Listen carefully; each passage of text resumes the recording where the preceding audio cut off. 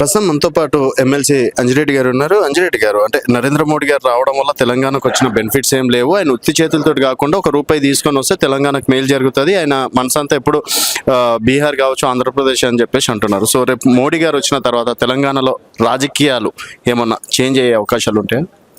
ఒకటే గుర్తుపెట్టుకోండి, సుమారు 9,500 కోట్లతోని వర్క్స్ ఏవైతే ఉన్నాయో జాగ్రత్తగా అంకితం చేయడానికి వస్తారు. డెగ్లూరు నుంచి మహబూబ్నగర్ దాకా ఉన్నది. మరి మహబూబ్నగర్ అంటే మన తెలంగాణలో అంతర్భావమా కాదా చెప్పాలి. అదేవిధంగా smart city, industrial smart cities ఏవైతే ఉన్నాయో 15 డిక్లేర్ చేయడం జరిగింది. 15లో అందులో ఒకటి జైరాబాద్కు.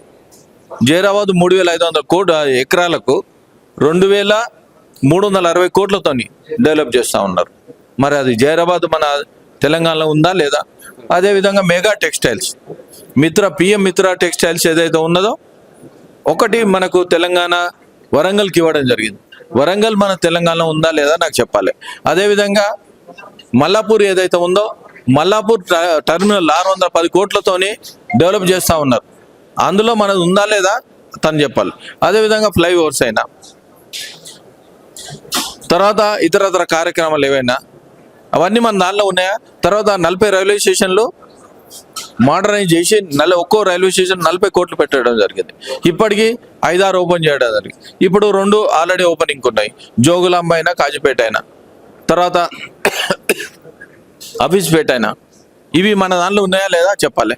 మరి ఈ విధంగా అన్ని డెవలప్మెంట్ కార్యక్రమం చేస్తూ ఉంటే మరి ఎవరన్నా చర్చకు సిద్ధం, మీ వెలుగుదానిలో పెట్టండి, 13 లక్షల కోట్లు ఇప్పటిదాకా ఇవ్వడం జరిగింది. ఈ ఇచ్చిన 13 లక్షల కోట్లు మేము పేపర్ తీసుకొని వస్తాం, మీరు రండి మాట్లాడి. అయితే మోడీ గారికి అమిత్ షా గారు గతంలో ఎన్నోసార్లు వచ్చారు, పోయారు. అంతేగాని ఇది కూడా ఒక జనరల్ పొలిటికల్ మీటింగ్ లాగానే చూస్తాం. ఆయన వచ్చి చేసే భూకంపాలు తెప్పించేంత ఏం సీన్ ఉండదు అని చెప్పేసి అంటున్నారు. సీన్ ఉండకపోతే ఎందుకు భయపడతా ఉన్నారు? సీన్ ఉండకపోతే ఎందుకు భయపడతా? పశ్చిమ బంగాల్ వచ్చిన తర్వాత సీన్ అంతా రివర్స్ అయింది. ఆటోమేటిక్గా అందరూ భయపడుతున్నారు, భయం భ్రాంతులు లోపల. ఒకసారి చెక్ చేపిస్తే ఆటోమేటిక్గా ఎంత భయపడతా ఉన్నారు, గుండె ఎంత కొట్టుకుంటుందో స్టెథోస్కోప్ పెట్టి చెక్ చేస్తే ఆటోమేటిక్ తెలుస్తూ ఉన్నది. కాంగ్రెస్ వాళ్ళకి అందరికి స్టెథోస్కోప్ పెట్టి చెక్ చేయాలి.